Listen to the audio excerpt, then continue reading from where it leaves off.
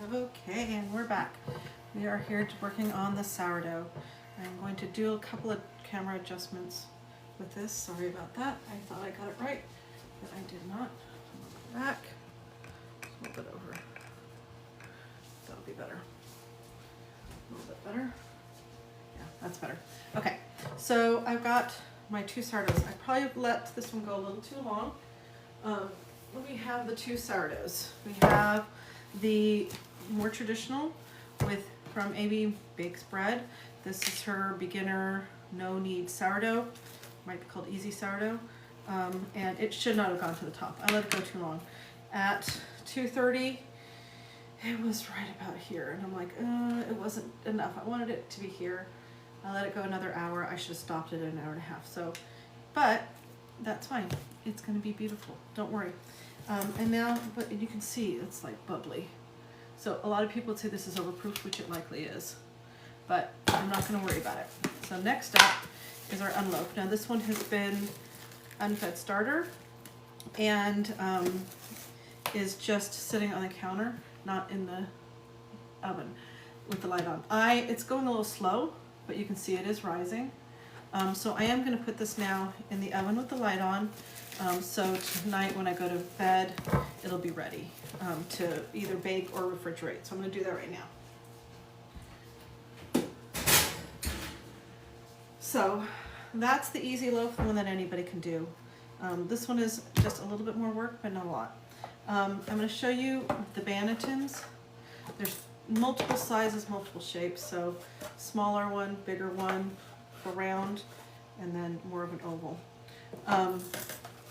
I'm going to use this one today, and now the fun part comes trying to find the right cover for it, because I have it covered, and lo and behold, that cover works just fine. So it should, I don't know if you can see what I'm doing, I'm just kind of trying to get it so that it's on there but not, and will actually hold the bread.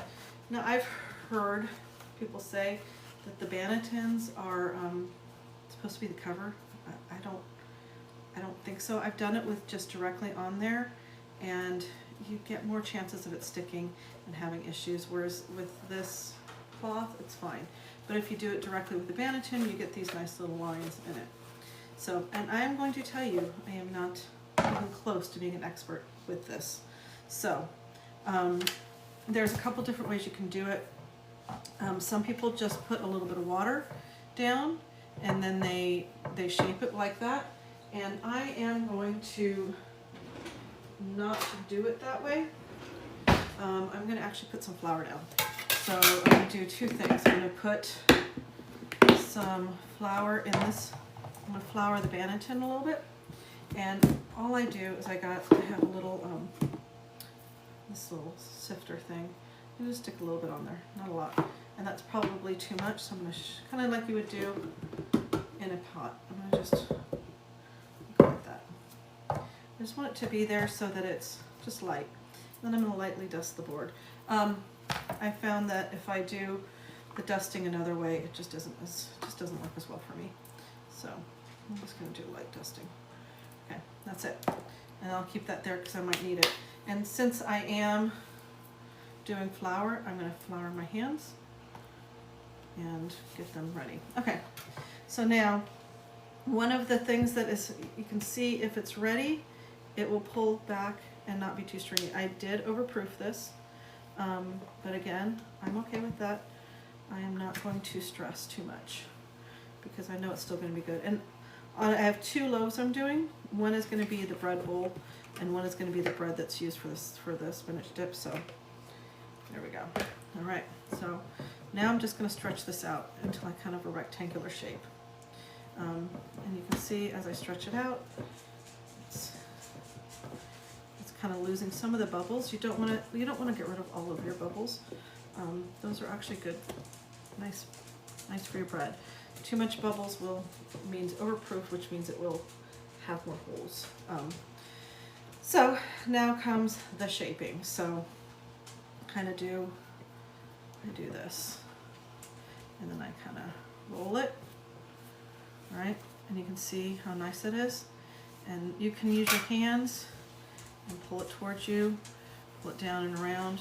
Now this is the part I told you I'm not very good at this, but it's looking pretty good. And just try to get it into a round shape. And there you go. Now, where's my Banneton?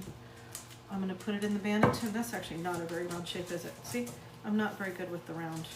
I can't do round tortillas. I can't do round anything. So that's okay. That's good. Okay, so next I'm going to put it in. Now you can put it in face down or face up. I'm going to put it in face down, and then I'm just going to kind of go around and pinch it. Kind of pull it back in and pinch it in there. That's it. So that's all she wrote. That's all I'm doing. Okay, just pinching it so that it stays together. Right? Pinch, pinch, pinch. You can do it the other way, and eventually, and it will actually, and then when you flip it over, this won't be as smooth as the other side, but it will actually be more formed together. This is going to still rise because this dough is warm, so it's going to continue to rise in the oven when I'm not in the rise, in the refrigerator. So this is actually going to go, I'm going to put saran wrap on it, and I'm going to put it in the fridge. And so I'm going to do that right now.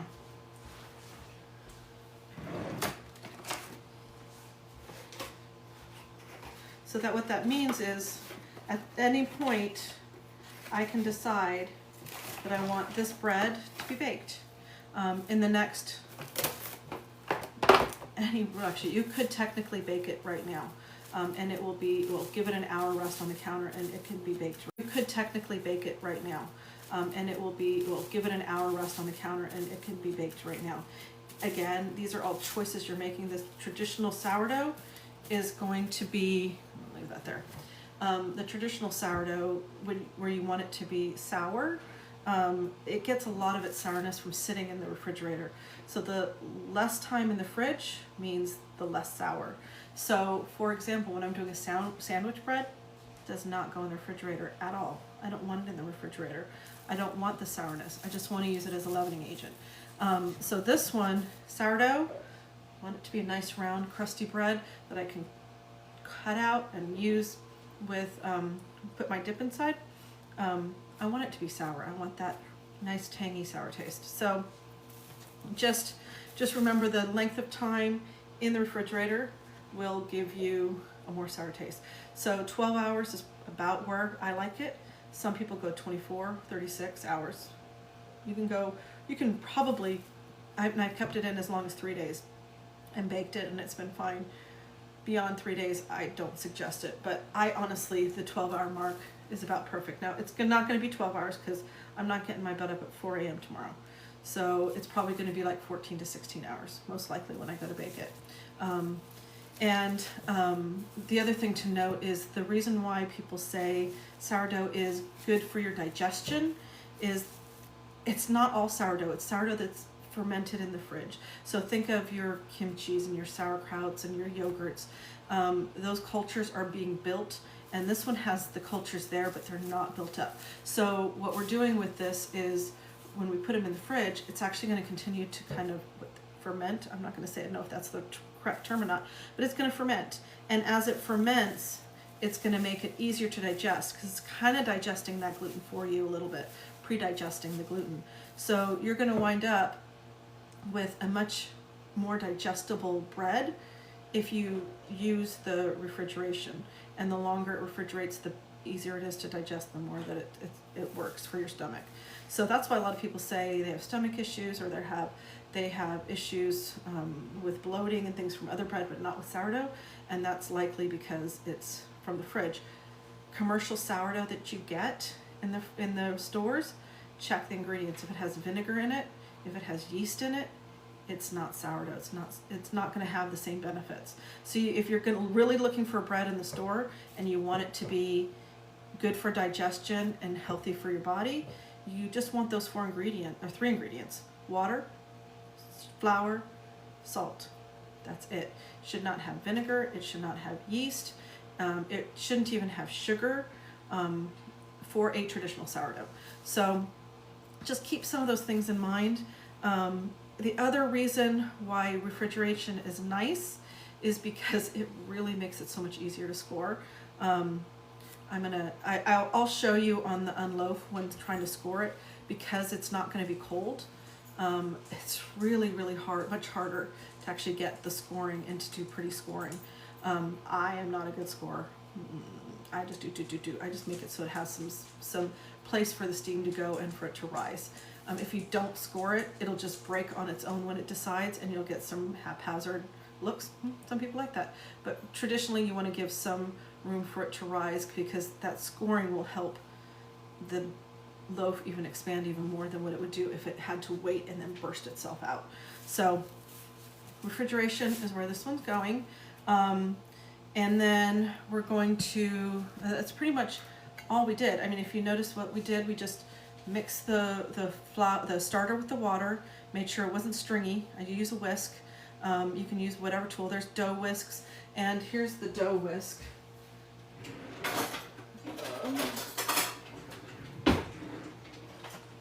Here's the dough whisk. So this is what a dough whisk looks like.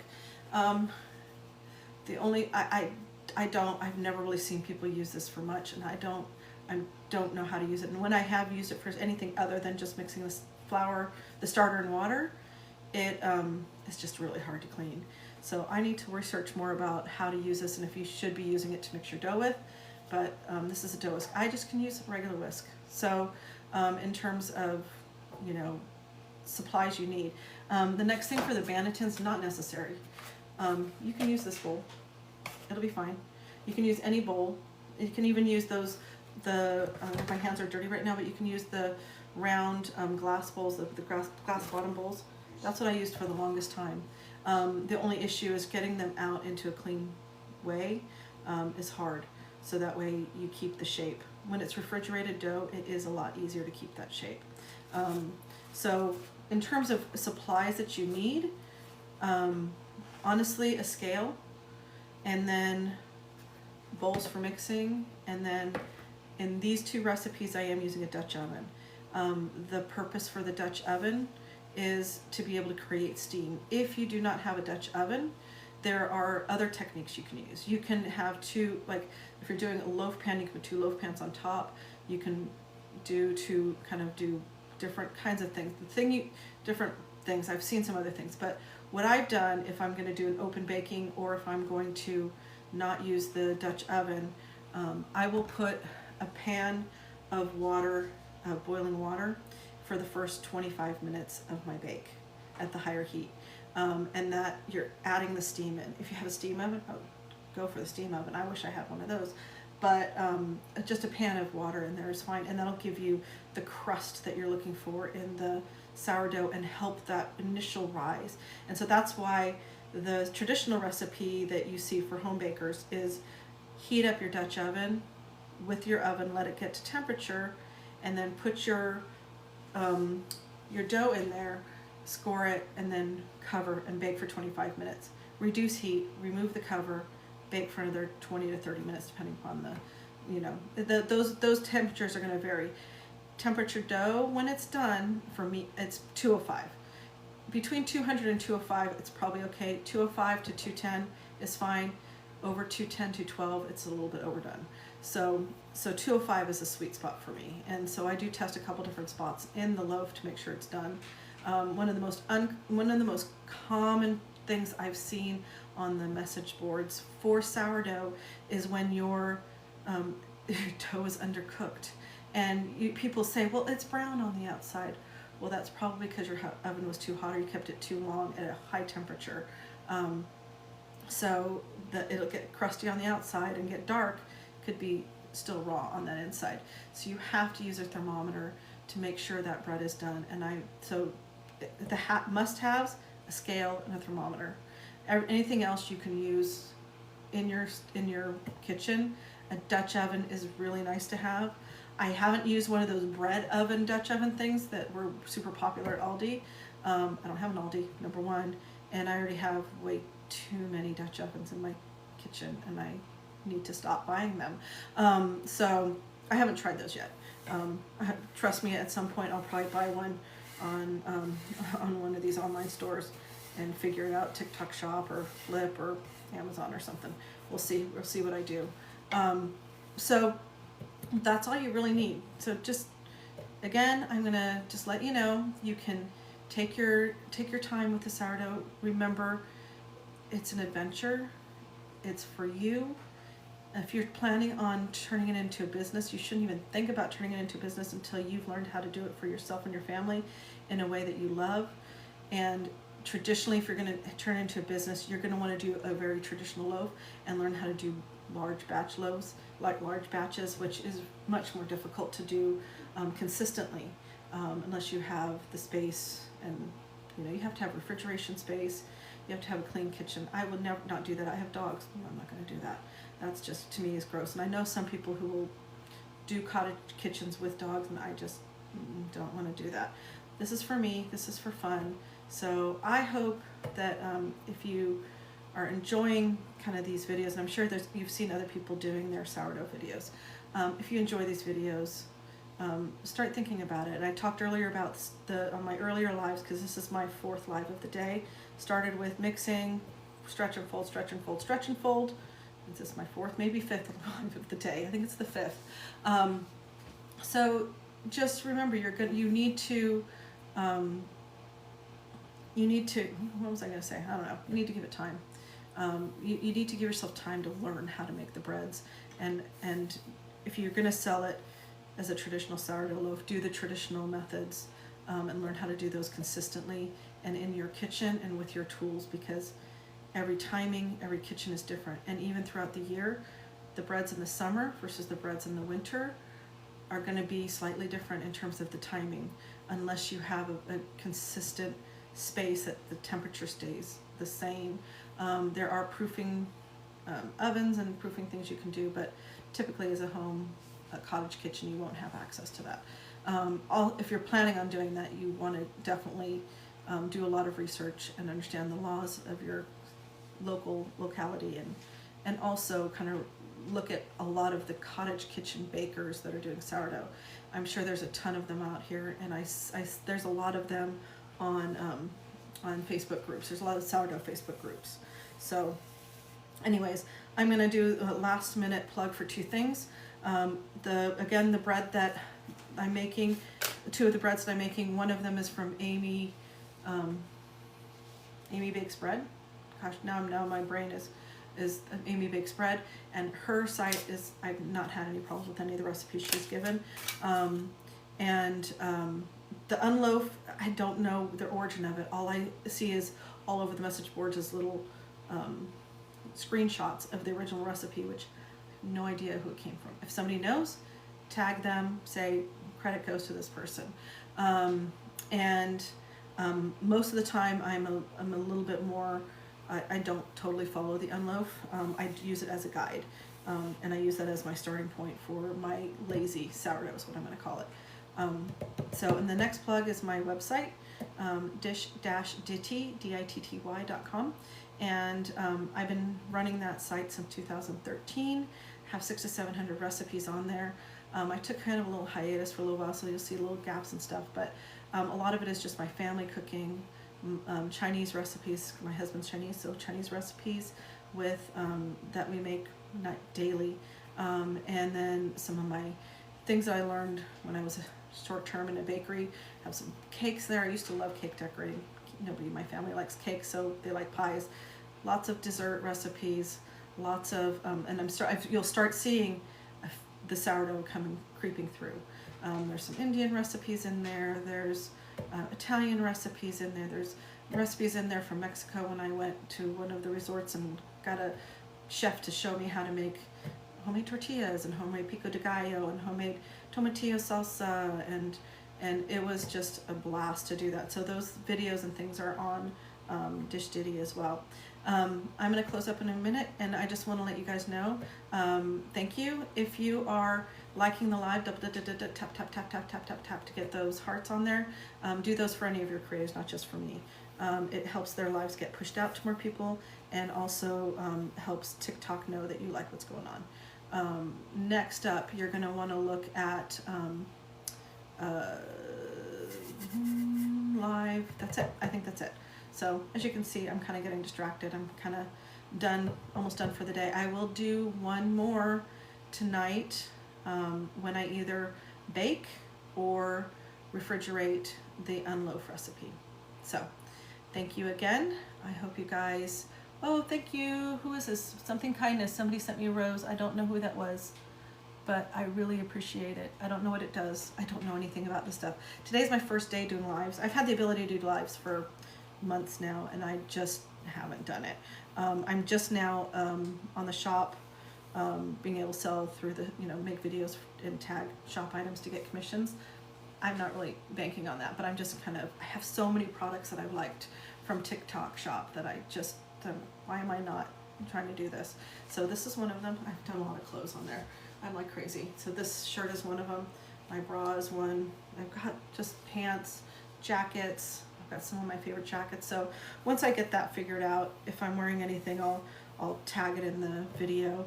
I'm sure if you've been on, if you're a girl and you have actually bought any clothes from them, you'll start getting this stuff. This is a little bit big for me. I think it's a 2X. Probably should have gone with a 1X or XXL or whatever. I don't know. I should have gone a size smaller, but I like it a little bigger. So, all right. I think that's it. Again, oh, I know what I was going to say. If you have any questions, go onto my profile and look for any of the bake the bread recipes, and just put a comment on those recipes of what you're looking for, either, and tell me if you prefer the live or just a video. Eventually everything will become video, so I'm not sure if I'm going to turn these directly into videos or make new videos. I haven't decided. I might just turn this into videos, like small little clips, but I don't know. This is a new adventure and journey for me too, so I think I bid you adieu and wish you happiness on your sourdough journey. And I'll see you later tonight when we work on the last step for the unloaf. Bye. Thank you guys.